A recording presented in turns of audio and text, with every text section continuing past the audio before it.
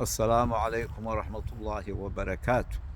آه، maanta waxa weeyaanu xusi doonaa xuskiiba aynu taagannahay 18 May oo ay ka soo wareegtay 35 sannadood. alxamdulilaah alxamdulilaah alxamdulilaah, ilaahay baa mahad leh. ilaahayna gaadhsiiyey wakhtigaas ayaa mahad leh. innaga oo soo halgannay oo soo dagaalanay oo xuquuq badan doonaynay ayaa waxaynu ku guulaysanay inaynu calankeena iyo dowladnimeena dib u soo celino. waxaynu ku guulaysanay inaynu nabad ku joogno maanta. marxalado badan baa ina soo maray, wax badan baa aynu raadinaynay. wixii aynu raadinaynay wax badan waynu gaadhnay, waana adduunyo de wax badanna waa inoo harsan yihiin. barnaamijyo kalean kaga hadli doonaa wixii runtii inoo qasumay iyo waxay naga dhiman, waayo waxaynu u baahanay mar walba inaynu garana istoosino oo inaan noqon un dad fulida oo seexda oo ku faana uun marba maaragtay wixii guulay gaadheen ee qaladaadkeedu aan isu sheegin. ilaahay subxaanahu watacaala wuxuuna yidhi wax wanaagsana isfara, xumaantana iska reeba, waana wax joogta ah. bini aadanka inta aynu joogno wuxuunbaa inaga dhiman, marka waxaanu isu sheegi doonaa. maantase waa maalin guulah, waa maalin damaashaada. waxa keliya ee maanta taagan waxa weeye arrimaha doorashooyinka. waa qodob muhiima inaynu doorashooyinka ay noqdaan doorashooyin wakhtigii ku dhaca iyo hab dimuqraadiya oo xalaala oo qabyaaladna laga baxo.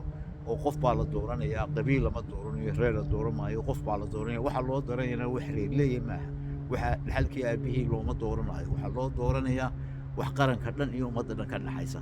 labadaa qodob ayaan raacsanayaa. waxa weeye markii aynu dagaalamaynay halgankeennii SNM ee shahaadada badan ilaahay ha u naxariistay ay ku dhinteen, ee qaar badan ay ku curyaameen, xoolo badan ay naga burburay, hadafaynu ahayn. waxaynu waynu ka dagaalamayna, waxna waa u dagaalamayna. waxaynu ka dagaalamayna baynu ka dagaalamayna. waxaynu ka dagaalamaynay maxaan ku idhaahdaa xaqiraad baynu ka dagaalamaynay. waxaynu ka dagaalamaynay in khayraadkii dalka iyo horumarkii dalka meelaha qaara uu la geeyo. waxaynu ka dagaalamaynay carjuuq leh.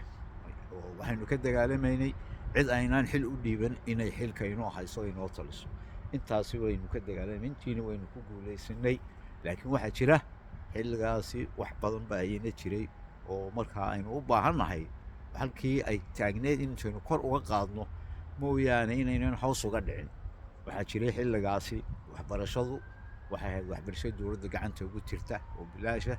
caafimaadku wuxuu ahaa caafimaad bilaasha. waxaa kale jiray waxay ahayd laydhka dowladdaa haysay, biyaha dowladdaa haysay, maxaan ku idhaahdaa telefoonada iyo boosaha.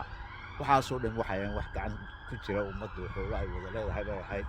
maanta dad gaalaba ay u gacan gashay. waxaa loo baahannahay sidii aynu u habayn lahayn. ma tahay dariiqani dariiq ka toosan kii hore mise ma aha? waxyaabahaas aan filayo waa tafaasiil badan baan geli doonaa insha allahu tacaala, laakiin waa iga xusuusun bay tahay. laakiin waxaanu maanta leenahay hambalyo bulshada somalilan. wax kastoo aynu soo maray oo guul baynu joognaa.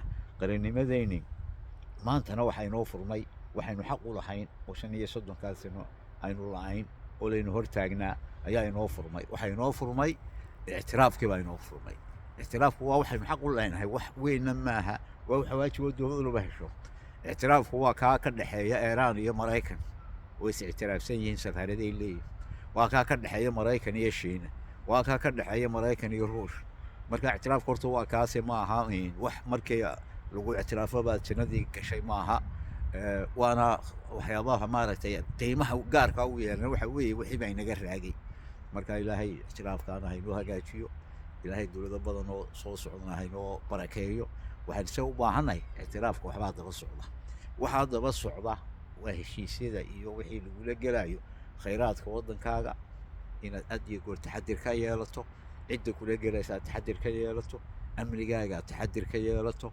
wax walba ay dantaada aad u soo jeedo ee aanad eegin qofkaasi dan buu wadaa, wax buu rabaa. adiguna waxa aad rabto inaad ilaashato oo aad ku adkaato oo dad aqoon-yahana oo gorgortan geli kara oo iska ilaalin kara inay qalinka lagu qado ayaa loo baahan yahay. waxaa loo baahan yahay marka hore inaad ogaato ictiraafkana waa xuquuq aasaasiyood leedahay.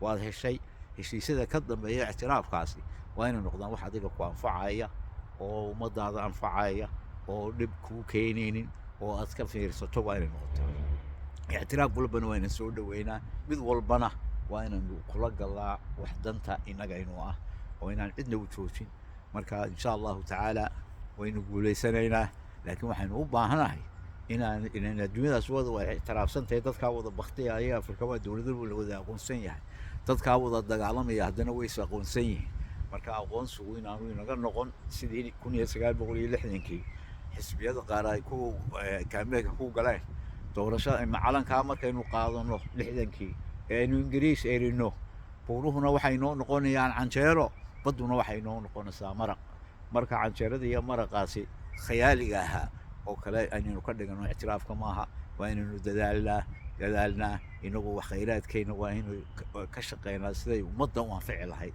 danyarta gaajoonaysa iyagaa leh khayraadka dalka batrool ha ahaato biyo ha ahaato macdan ha ahaato beer ha ahaato bad ha ahaato kalluun ha ahaato waa xoolo la wada leeyahay bulshada somalilan kaa baktiyaya iyo kala dheegsaniba ay wada leeyihiin inuu kaa baktiyaya ka gaajoodo khayraadka dalka maaha والسلام عليكم ورحمة الله وبركاته همبليو همبليو همبليو قول يا سومالي والسلام عليكم ورحمة الله